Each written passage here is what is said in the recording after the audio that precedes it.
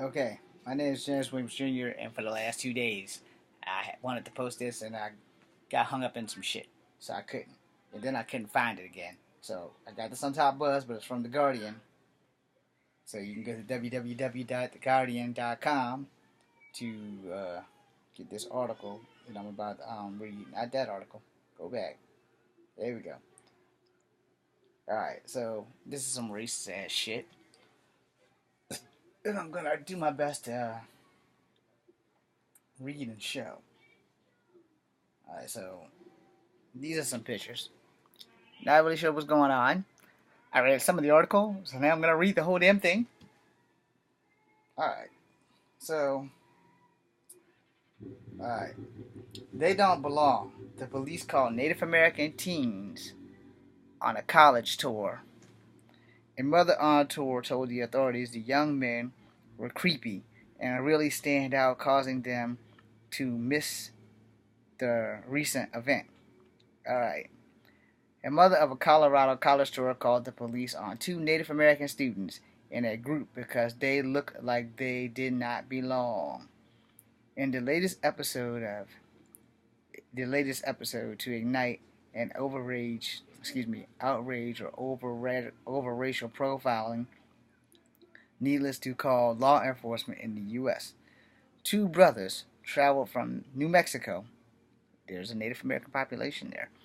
From New Mexico for a tour at Colorado State University, CSU, on Monday, when the parent called the authorities on them, saying they were quite creepy and really stand out.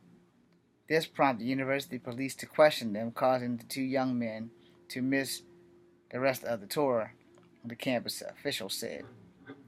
They were shocked. They were trying to figure out what they had did wrong, said Lorraine fucking A. Spelled this out for you. Kahneratokwas Gray. Gray. Whose sons, good lord, Kanwakkeron Thomas Gray and Skannahwati Lloyd Gray. These guys are Native Americans, by the way, in case you guys don't know. I can't pronounce their names because my Native American tongue does not work. Well, on to a video released by the police showed the officers pulling them aside and asking them what's in their pockets while commanding them to keep their hands out. That's the Guardian there. It could have ended so much more tragically when he reached into his pocket, with the cop think that he has a gun, shoots him. The mother told the Guardian by phone. The innocent, which be prompt to apology for the university, comes as a study amid a similar acts across the United States, including police responsibility for targeting the African American prawns in Starbucks and the golf course, a gym, a Waffle House, and a former black White House staffer said that he was moving into an apartment building in New York last week when the residents called the police on him, reporting him as an active burglar. Damn, man. Racism just goes to a new low every day. The two recent California cases, called the law enforcement led fatally shooting unarmed black man Dante Yalber, I'm pretty sure I didn't say that right, Yarber, in a Walmart parking lot, and Stephon Clark in his backyard, in his family's backyard. 9/11 caller has not been named and told the dispatcher that the student's behavior is just oddly, according to the audio release on Friday. They're definitely not part of the tour. The woman's failure to say that the black clothing they were wearing was suspicious, that they appeared to be Hispanic, and that one of them, sorry, I can't read now, and that one was from Mexico. She later added, they just recently really stand out, just creepy kids, and actually made me feel sick. The mother who left the tour called the police, said the man on the tour believed that they didn't belong. The woman then claimed that the teens were answering her questions about why they were there and lying the whole time. Lorraine, an indigenous activist in New Mexico, said her sons have saved their money to drive 7 hours to CSU, their dream school, with her 19-year-old called her frantic to tell her about the police. She thought he was joking. Ridiculous, she said. It quickly became clear to her that her sons' lives could be in danger, and she could hear the fire and disappointment in his voice. The fear, and disappointment in his voice. It was obvious that the mother on the tour had profiled their sons. Lorraine said, adding that she wished the guy had quickly resolved the situation without them missing the rest of the tour. Sorry, it's reading that it's just upsetting as hell.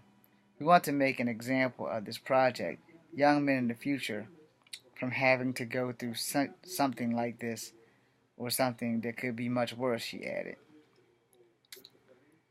The brothers got lost and had to show up late and were signed up for the tour. When the police asked them why they were quiet on the tour, only brother said was shy, according to the 5-minute body cam footage in question. The police were just worried that you guys were real quiet and didn't answer any of the questions. One officer said the CSU statement on the campus police confirmed that the students were part of the tour and allowed them to rejoin the group, but they had already moved at this point.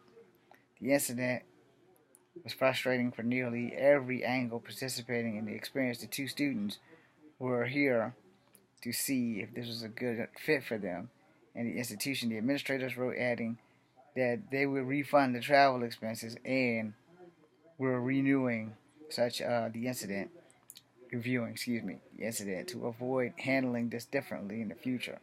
Lloyd's High School senior, set to grade this month, Thomas is a first-year public college student in New Mexico. Both were musicians and particularly interested in moving to Denver due to the music scene that is there. I think it's still grunge rock there. I won't swear to it because I know grunge is still big in Seattle.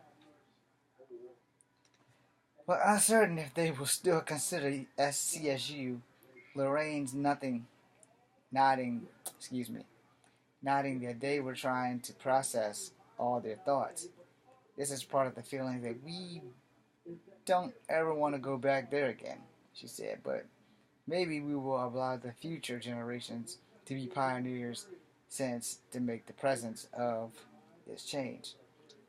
Like I said, initially a Native American tribe there. The family originally are from a Mohawk nation in, I can't pronounce this shit, AKWESASNE in New York. Has long been involved in activism. Lorraine said that this just makes our fight even stronger, and it's personal. God damn. We have a small favor to ask. More people reading The Guardian than ever. Advertised renewed crossing the medias are falling as fast. Unlike many news organizations, we haven't put the paywall, blah blah blah blah blah blah. The Guardian is independent journalism, blah blah blah. Fuck all that. In appreciation that we're not being a paywall. Okay, that's nothing to do with this article. If everyone who reads our reporting, who likes to help to fund our future, would be most sincere, that doesn't. So it's over right there. At the parent being pissed off. Well, these are the young Native American boys. Now, as I touched on this because I'm part Cherokee, I don't know when this is ever going to stop or when is it ever going to end, and it probably never will. And the thing with that is, because I'm a 44-year-old man, these guys are 18 and 19, so their lives are just starting. And I've recently learned that a lot of loopholes with college being free to Native Americans. There's a lot of loopholes in that shit because I'm never going to go to college free because I'm not full-blooded Cherokee. And even if I was, I probably still wouldn't get in because they'd find some loophole. And this goes back to saying, why don't Native Americans get more stuff? No. Why don't blacks and Asians get more stuff? And it's because of who we put in office to begin with that don't have our interest in mind. They have political interests that sound good, and then when you get them in, they rarely ever honor their shit. And if they do, or if they are the ones to honor it, the other people try to keep them from honoring their shit. So it's all a big political clusterfuck. But this is another racial incident that people just tend to turn a blind eye to because, oh, well, these guys are Native Americans, they look threatening.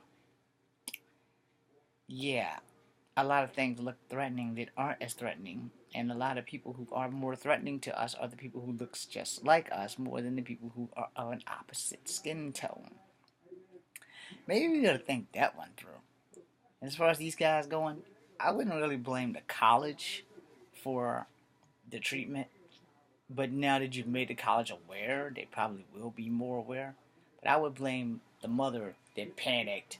And she should be ashamed of herself because down at the core of that, she's a fucking racist. Period. I'm James Smith Jr., Cup Habit number 2, BC and you.